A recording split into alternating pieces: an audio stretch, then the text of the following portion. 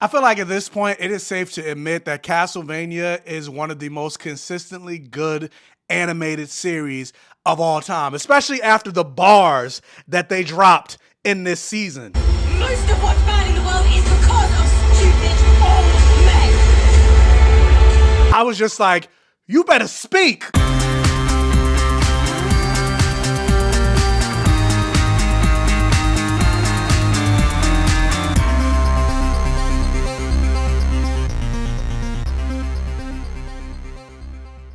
And welcome to my Safe Gayven, everybody. Thank you guys so much for joining me here at the Black Gay Comic Geek channel. If this is your first time checking out my page, checking out my videos, let me introduce myself. My name is Michael. I call myself the Black Gay Comic Geek and always say the things that I love to talk about on my channel has blood, sex, gore, and magic, or any variation of the four. So I like to talk mostly fantasy. I like to talk about superheroes, comic books, action, horror movies, animated movies. And of course, I like to talk about black representation and queer representation. Guys, we are coming up to the end of January, and my goal for the end of this month is to hit or get as close to next. I'm not even gonna say get as close. It's to hit 10,000 subscribers by the end of this month, and I am making my way towards that goal. I am now at like 9,900 and something, so I am less than 100 subscribers away from hitting that goal. If you speak it, you can declare it and you see it, so help me get to that point. We are almost there, guys.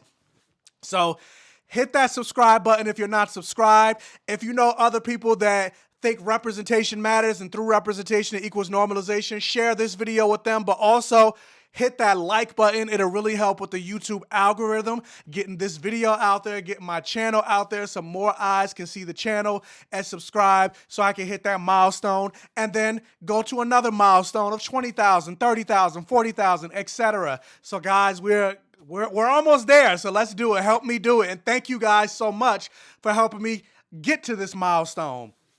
So anyway, we're here to talk non-spoilers for Castlevania Nocturne Season 2.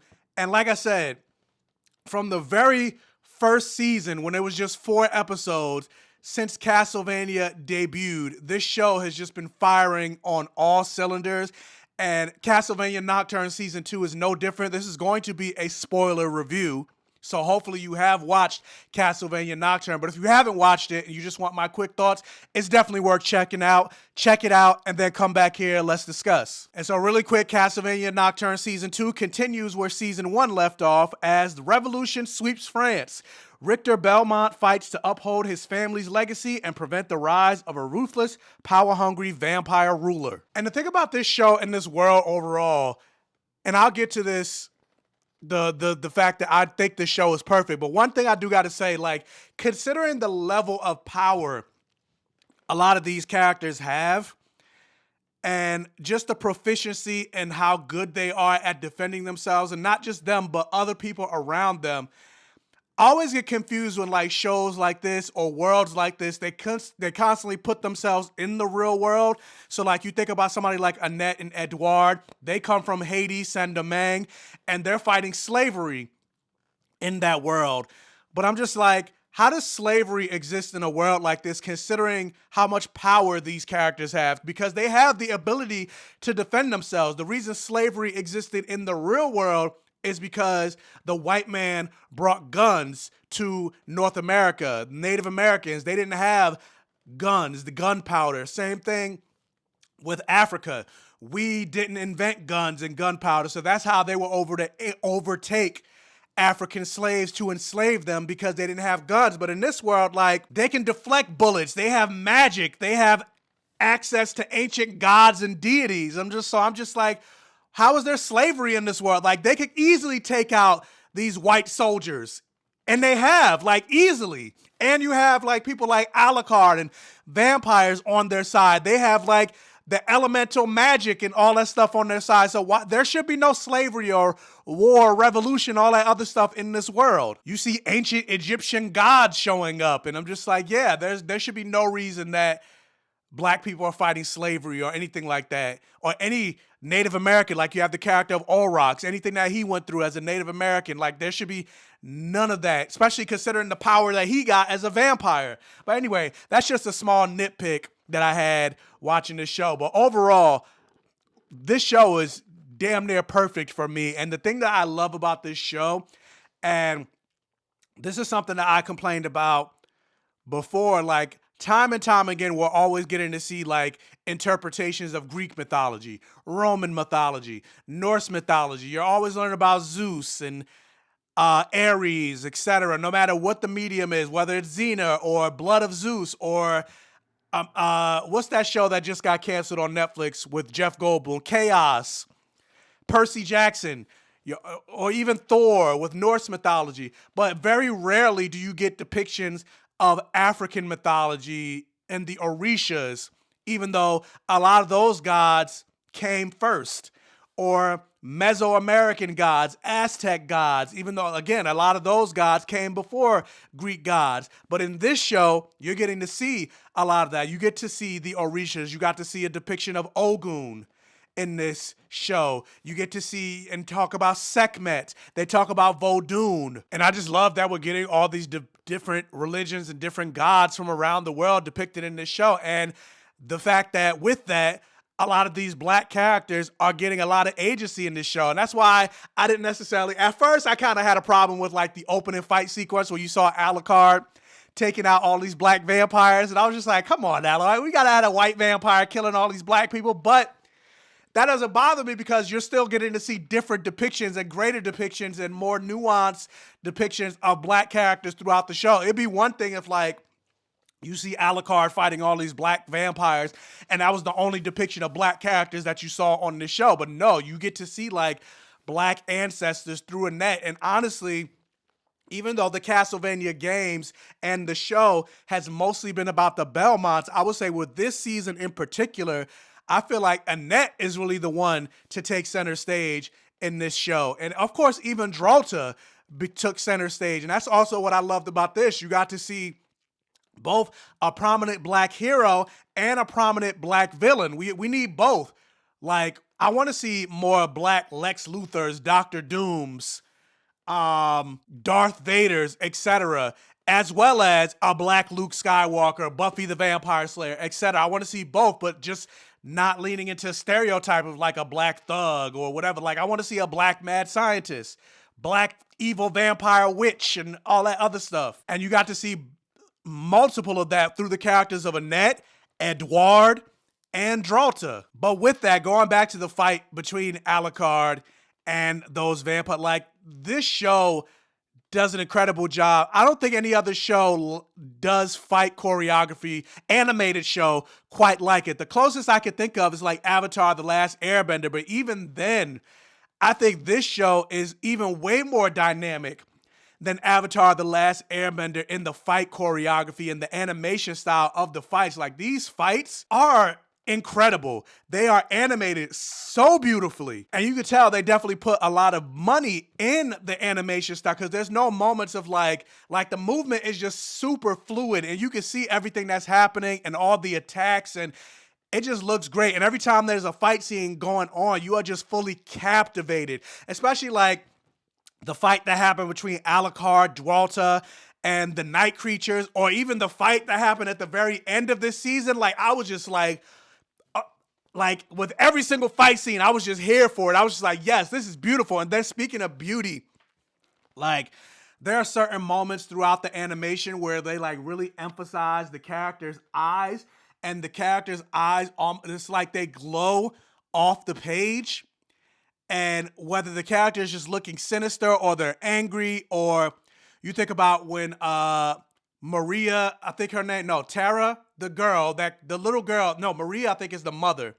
But the girl that can summon creatures, when she unalived her father and just the blackness in her eyes, like the intensity of the anime, like they did a really good job with the animation. Like, I cannot praise the animation with this show overall. And even though I know Drolta is evil, she's not supposed to be somebody you're rooting for, but I'm rooting for Drolta. Like, I love Drolta. And so, like, there are moments, like, between the fight between Alucard and Drolta. I love Alucard. He's one of my favorite characters in the Castlevania lore. Even going back, because I used to play the Castlevania video games, and one of the first Castlevania games I ever played was Castlevania Symphony of the Night.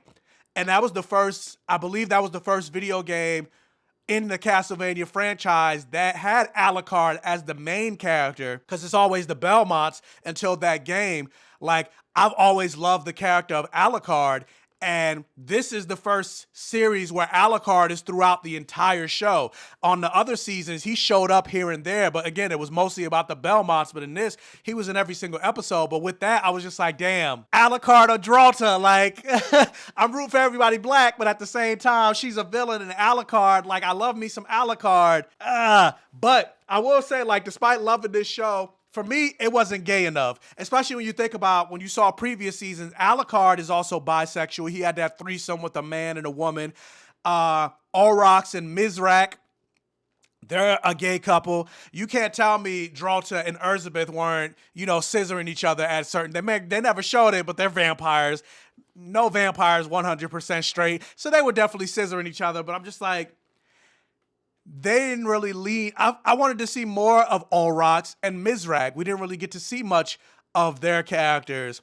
Or, I wish we got to see more of them throughout the series. Maybe for season 3, we'll get more backstory with Aurochs. We'll get more backstory with Mizrak, especially, again, spoilers. We see that at the end of the series, Mizrak did become a vampire. But even though I did say it wasn't gay enough for me, I'll forgive it a little bit, because this show wasn't really about the romance. Because even though the Richter and Annette romance was kind of taking center stage, it didn't really. Also, at the same time, it was just like they developed their relationship, but they developed their relationship as friends and partners and people that trust each other. And then it eventually shifted into a romantic love, almost in the same way, because it always goes back to Buffy, almost in the same way that Angel and Cordelia did in Angel. Like, when you think about Buffy seasons 1 through 3 and how the interaction between Angel and Cordelia, you would never think that those two would eventually fall for each other. And I've always been more of a shipper of Angel and Cordelia, more so than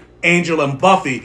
I'm more of a Buffy and Spike and Cordelia and Angel. I know if you guys don't watch Buffy the Vampire Slayer, you're like, what the hell is he even talking about? But it makes sense if you understand the context of why I bring it up. And I think that's the parallel between Annette and Richter and how their relationship evolved. But I liked the relationship between Richter and Annette, and I definitely shipped those two. And I'm actually here for it. I'm like, Annette, I can see why you fell for Richter, because if you see that final scene when Richter was taking off his shirt, I was just like, oh yeah, I bet it's thick.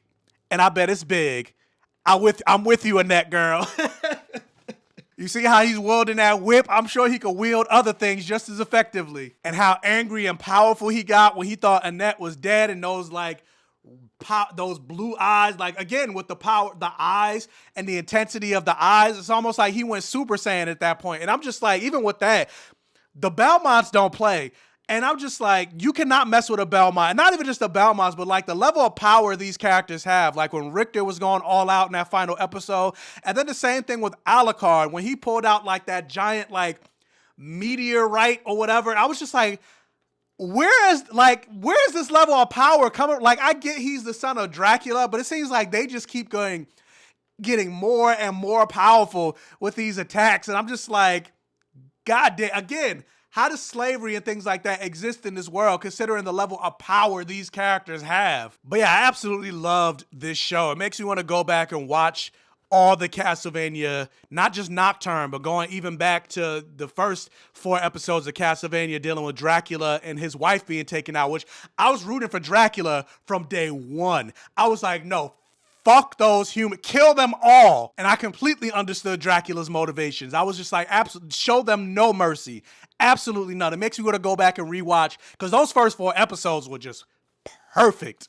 And it makes me want to go back and rewatch it. So, like, yeah, I absolutely love this show. I love this series. I hope they come out with another Castlevania game, because it's been a while since we had a Castlevania video game. Hopefully there's a season 3.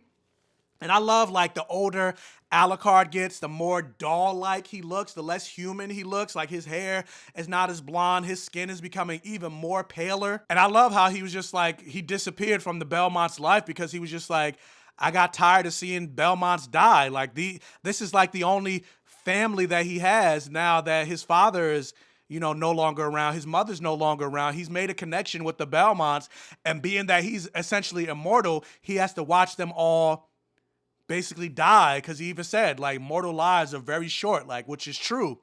When you're immortal, even if a person lives to 90 years old, 90 years old is nothing when you live forever, which is why he wasn't really around for the life of Juiced Belmont. But yeah, the question is, that's me done ranting and raving and praising this show. What did you think about Castlevania Nocturne? What do you think about the Castlevania series in general? Have you ever played any of the Castlevania video games? Let me know all your thoughts in the comment section below. Again, hopefully made to the end of this video for the watch time. Like, share, comment, interact for the all gay rhythm. This is one of your first time checking out one of my videos. Hopefully you check out the other videos on my channel. If you like what you see, hit that subscribe button. Tell your friends, families, and neighbors about my channel to help me continue to grow, and hit that bell notification button so you're alerted every single time I post a new video. And then also, if I do hit that 10,000 subscriber milestone, I plan on going live to do like a live Q&A. It's been a while since I've gone live, so, you know, spend some time with my audience as a thank you for allowing me to hit 10,000 subscribers. I can't even remember the last time I went live.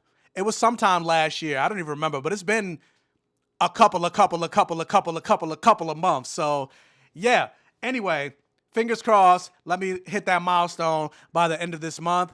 And so, yeah, check out Castlevania if you haven't. If you watch this review and you haven't checked out Castlevania, definitely check it out now. And as always, I will catch you guys next time.